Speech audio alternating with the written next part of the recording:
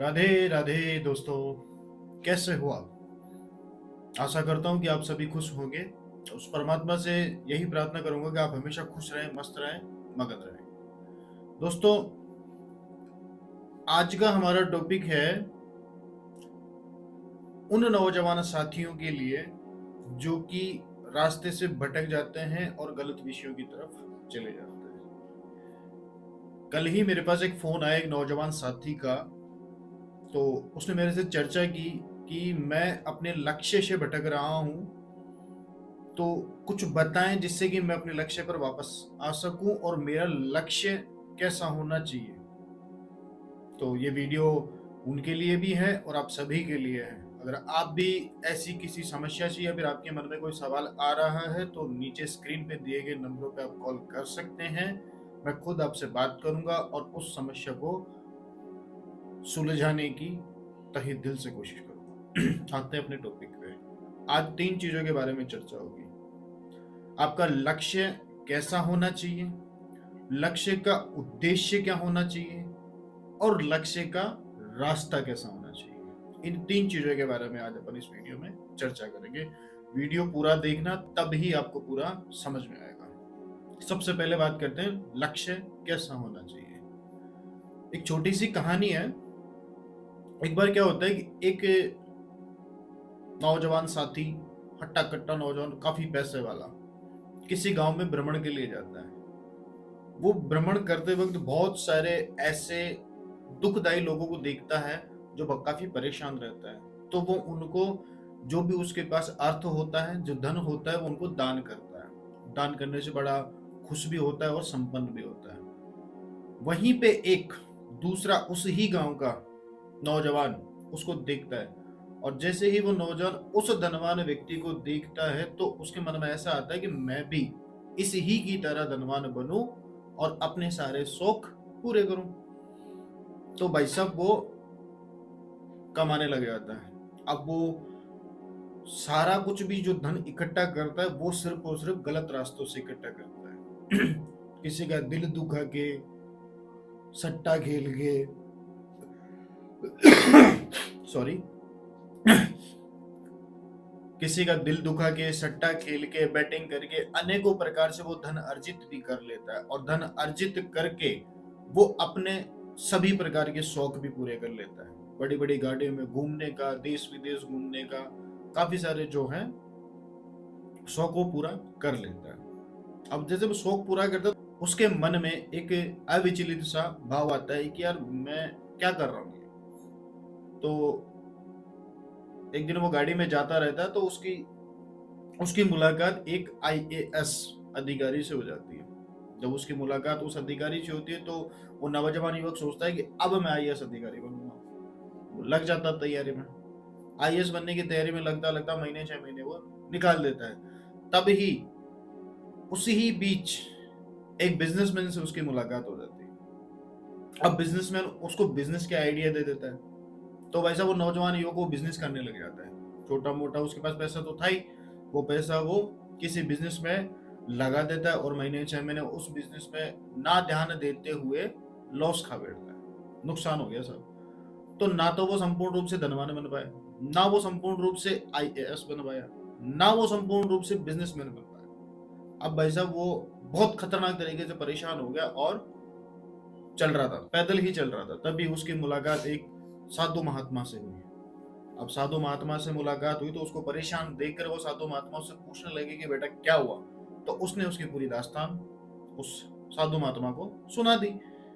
तो साधु महात्मा ने बोला कि तुमने लोगों को देखकर अपना लक्ष्य निर्धारित किया है, इसीलिए तू अपने लक्ष्य पर नहीं पहुंच पा रहा है कि तू क्या पाना चाहता है। पहले अपने अंदर झांक और एक लक्ष्य निर्धारित कर और अच्छा लक्ष्य निर्धारित कर और उस ही पे तू मेहनत कर ताकि तू एक लक्ष्य पर पहुंच सके। वो साधु महात्मा की बात उसके दिमाग में फिट बैठ गई। अब जैसे उसके दिमाग में फिट बैठी तो वो एकांत स्थान पे जाके सोचने लगा। तो वो सोच के पूरा निष्कर्ष उसको उस आईएएस अधिकारी पे मिला। वो आईएएस की तैयारी करने लगा और अपने लक्ष्य पर पहुंच गया, मतलब आईएएस बन गया। आईएएस बनने के पश्चात उसने काफी सारे लोगों की सेवा भी की, अच्छा काम किया। इस कहानी से ये अपने को सीखने को मिलता है कि अपना जो भी लक्ष्य होना चाहिए वो लोगों को देख कर नहीं होना चाहिए कि मेरा दोस्त ये कर रहा है तो मैं भी यही कर लूं, मेरा रिश्तेदार ये कह रहा है तो मैं उस रिश्तेदार की बात में आके ये कर लूं, मेरे घर वाले ये कह रहे हैं तो मैं उनकी बात में आके ये कर लूं। लोगों की बातों में न आकर अपने अंदर के हुनर को पहचान कर और अपने लक्ष्य को निर्धारित करें कि मैं ये कर सकता हूँ। या तो वो बिजनेसमैन बनने का लक्ष्य हो, या आईएएस अधिकारी बनने का लक्ष्य हो, या फिर किसी भी सरकारी सेवा में जाने का लक्ष्य हो, या प्राइवेट नौकरी करने का लक्ष्य हो, या फिर कुछ भी करने का लक्ष्य हो। अपने अंदर जाके उस लक्ष्य को पहचान के और उस ही लक्ष्य पे आगे बढ़े। दूसरी चीज आती है अपना लक्ष्य का उद्देश्य। अब आपने कोई भी लक्ष्य निर्धारित कर लिया साहब, किसी भी चीज का, उसका उद्देश्य आपका स्वार्थ नहीं होना चाहिए। होता है ना कि जैसे कि अगर मैं सरकारी नौकरी लग गया तो मेरे पास इतना पैसा होगा, मैं अपने परिवार को संपन्न करूंगा, ये करूंगा वो करूंगा, काफी सारे सपने होते हैं, तो वो अपने स्वार्थ के लिए। जबकि आपका उद्देश्य ये होना चाहिए कि आप कुछ भी काम करो, बिजनेसमैन बनो, या फिर सरकारी नौकरी लगो, या फिर किसी के भी कहने से, या फिर अपने अंदर झांके के किसी भी लक्ष्य, आपका उद्देश्य ये होना चाहिए कि मैं इस लक्ष्य को पाकर मेरी और अपने आस पड़ोस की या फिर अपने समाज की, पूरे राष्ट्र की सेवा में इस उद्देश्य का पालन करूंगा। लक्ष्य तो ठीक है आपने चूज कर लिया, लेकिन लक्ष्य का उद्देश्य क्या है? कि लक्ष्य आपको मिल गया, उसके बाद आप क्या करोगे? उद्देश्य होता है ना कि ये कुछ भी अपन सरकारी नौकरी की तैयारी कर, पुलिस कांस्टेबल बन गए, पुलिस अधिकारी बन गए, तो लक्ष्य क्या होना चाहिए आपका? कि मैं पुलिस अधिकारी तो बन गया, अब अधिकारी बनने के बाद क्या करूं? आपको लोगों की सेवा करनी है, राष्ट्र हित के लिए काम करना है, ताकि उद्देश्य सही साबित हो आपका। अगर उद्देश्य आपका गलत साबित हुआ, या फिर गलत उद्देश्य के पीछे आप लक्ष्य के पीछे भाग रहे हो, तो वो लक्ष्य मुश्किल ही है कि वो आपको वो लक्ष्य मिल भी जाए। अगर वो लक्ष्य मिल भी जाएगा, आप कभी भी उस लक्ष्य से संतुष्ट नहीं होंगे, जब तक उस लक्ष्य का उद्देश्य आप राष्ट्र की सेवा में, लोगों की सेवा में उस उद्देश्य को नहीं लगाओगे। तो उद्देश्य वही होना चाहिए कि आप अपने साथ साथ काफी सारे लोगों का भला कर सको और अपने राष्ट्र हित के लिए काम कर सको। तीसरी चीज, और ये सबसे महत्वपूर्ण चीज है, लक्ष्य को पाने का रास्ता। बहुत ही मस्त चीज है, और ये होना सबसे मेजर है, सबसे मेजर, सबसे महत्वपूर्ण चीज ही यही है कि आपके लक्ष्य का रास्ता क्या है। आपका लक्ष्य तो डिसाइड है कि मेरे को सरकारी कर्मचारी बनना है साहब, रास्ता क्या हुआ? मेहनत करके आप सरकारी कर्मचारी बन रहे, ना कि जैसा कि आप आजकल पेपरों में पढ़ते हैं, पेपर लीक हो गया, उसको गिरफ्तार कर लिया गया, फलाने को ऐसा हो गया, वो स्टूडेंट का करियर खराब हो गया, तो वो क्या है? गलत रास्ता। अगर उस गलत रास्ते से आप अपने लक्ष्य तक पहुंचते हैं, आप खुद ही सोच लो कि आप खुद के साथ कितना नुकसान कर रहे हैं। खुद को ही आप धोखा देंगे अगर आपका रास्ता पवित्र नहीं होगा। एक छोटा सा उदाहरण है महाभारत का। महाराज धृतराष्ट्र, उनके पुत्र दुर्योधन, जो धृतराष्ट्र चाहते थे कि मेरे पुत्र को राज्य सिंहासन मिले, उनके पुत्र दुर्योधन वो खुद चाहते थे कि मैं राज सिंहासन पर बैठूं, लेकिन उनके लक्ष्य के पीछे उद्देश्य भी गलत था, तो उनके लक्ष्य के पीछे का रास्ता भी गलत था। उद्देश्य क्या था? कि मैं सिंहासन पर बैठ गए और मैं अपने हिसाब से प्रजा का शोषण करूं, व्यभिचार फैलाऊं, लालच, लोभ लालच जो भी कुछ था, वो उनका उद्देश्य था कि मैं भोग विलास करूं, ना कि वो जनता के बारे में सोच रहे, सिर्फ और सिर्फ वो स्वयं के बारे में सोच रहे थे। रास्ता क्या था? कि वो बचपन से लेकर और जब तक वो महाभारत का युद्ध हुआ तब तक वो अपने ही चाचा के लड़के पांडु के पुत्रों के साथ कितना गलत व्यवहार किया, पल पल उनको हटाने की कोशिश करी, उनका वध करने की कोशिश की, लेकिन वो नाकामयाब रहे क्योंकि उनका रास्ता ही गलत था। तो वो ईश्वर तो सब देखता है कि गलत रास्ते का नतीजा भी गलत ही होता है। तो उन्होंने उस लक्ष्य के पीछे जो उद्देश्य था वो भी गलत था, जो लक्ष्य के पीछे जो रास्ता था वो भी गलत था। अब उन सब का नतीजा क्या हुआ? धृतराष्ट्र के पूरे 100 के 100 पुत्रों का नाश। एक सबसे बड़ा उदाहरण है वो, और उस ही उदाहरण से ही आप सब क्या सीखोगे? कि अपना लक्ष्य अच्छा होना चाहिए, उस लक्ष्य का उद्देश्य भी अच्छा होना चाहिए और उस लक्ष्य को पाने का रास्ता भी अच्छा ही होना चाहिए। शॉर्टकट तरीके से आप लक्ष्य को नहीं पा सकते।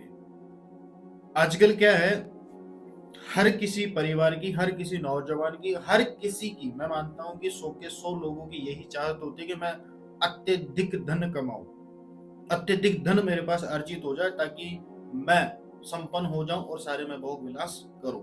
लेकिन इनमें से कई लोग ऐसे भी हैं, मैं सबके लिए नहीं बोलूंगा, क्षमा चाहता हूं, कई लोग ऐसे भी हैं तो धन अर्जित करके काफी सारे लोगों की सेवा भी करते हैं। गौ की सेवा करते हैं, जीव जंतुओं की भी सेवा करते हैं, मनुष्यों की भी सेवा करते हैं, अनाथ आश्रम में भी जाते हैं, वृद्धाश्रम में भी जाते हैं, लोगों की सेवा करते हैं, उस धन का वो सही उपयोग करते हैं। लेकिन लोगों की ये भी सोचे कि मैं बहुत सारा धन अर्जित करके और मैं भोग विलास करूं, तो उनका वो कभी उद्देश्य पूरा ही नहीं हो सकता। अगर वो पूरा भी होगा तो वो संतुष्ट नहीं होंगे।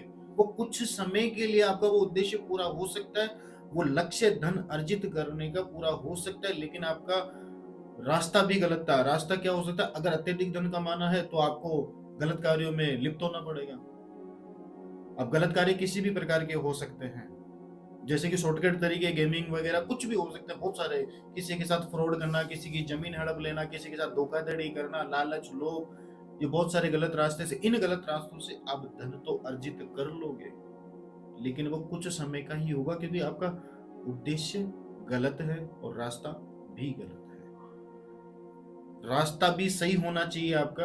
अगर आपका धन अर्जित करने का उद्देश्य बन रहा है और लक्ष्य आपने निर्धारित कर लिया है कि मेरे को धन अर्जित करना है, तो सही रास्ते से आप धन अर्जित करें और जैसा कि अपने उद्देश्य के अनुसार अपने सर्व समाज का, अपने राष्ट्र हित के लिए, लोगों की सेवा के लिए उस धन का इस्तेमाल करें। जितना आपसे हो सके, जितना आप में सामर्थ्य हो, लोगों की सेवा में उसको धन, वहां से आपको दुआ भी मिलेगी और आपके कर्म भी अच्छे होंगे और आपको सद्गति भी मिलेगी। कुल मिला के बात यही है दोस्तों, लक्ष्य पवित्र, लक्ष्य के पीछे का उद्देश्य पवित्र और उस लक्ष्य पे चलने का रास्ता भी पवित्र होना चाहिए। राधे